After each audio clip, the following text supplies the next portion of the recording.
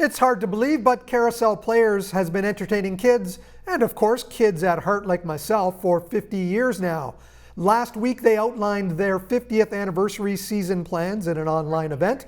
Artistic Director Monica Dufault, welcome to the program. What can we expect this year from Carousel Players?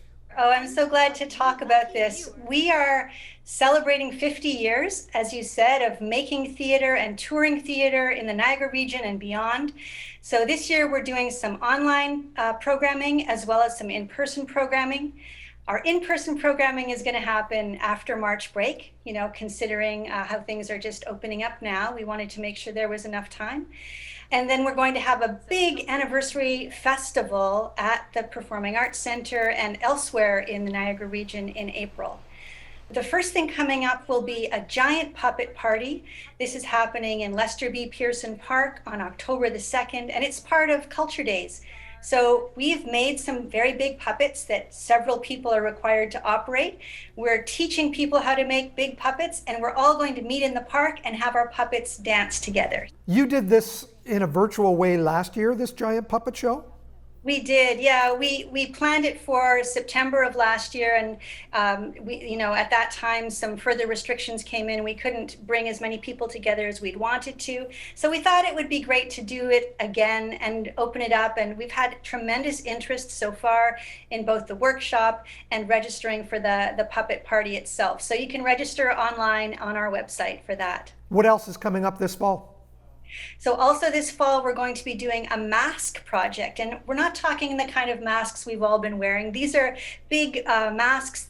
You might remember, if you've lived in the region for a while, Theater Beyond Words and their potato people. Of so course. we're teaming up with Theater Beyond Words. We're using those big masks, and we're creating, it's almost like living cartoons is how we're thinking of it. So we're creating some vignettes using these big masks, comedic, fun for kids in grades 4 to 6. And then we're going to go into schools either through Zoom or something like this, or in person if we're able to, and teach them about mask performance. So they'll get to make their own mask, and they'll get to participate in creating their own little mask performance. There's a real focus on participation in both of those events.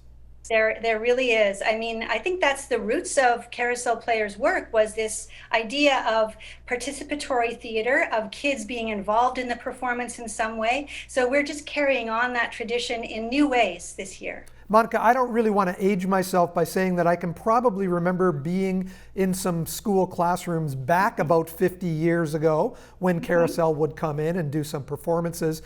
Are there chances that you will be back in the schools sometime within this season?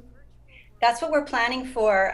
We have another digital show this fall for older kids called Meet Chloe. But then after March break, we are planning to tour in schools with a new adaptation of The Velveteen Rabbit. So, a very much loved classic story that's been reimagined with music and shadow puppetry. So that's something that we're hoping to tour, planning to tour, starting after March break throughout the Niagara region. So hoping to see lots of familiar schools and bring those experiences, those live theater experiences, to kids again. You're also encouraging old folks like me to post some memories of their time with Carousel Players on your website. That's right. We're encouraging people to post either photos of themselves or short videos, just describing some of their memories of Carousel Players shows, or sometimes it's people remembering attending Carousel Players summer theater school camp and the way that they got to create theater themselves through those activities. So any memories like that, we're really encouraging people to share them. Then we'll have those on our website around our 50th anniversary celebration, which is over the Easter long weekend in April. And then we'll have 3 shows playing at the Performing Arts Center. The Velveteen Rabbit, we're bringing back The Incredible Adventures of Mary Jane Mosquito by Thompson Highway, and we're bringing a new show for very young children called Pop Pop, and that will be for kids like ages 2 to 4. So this is a new venture for us. We're working on that in December, and then we'll be performing it in April.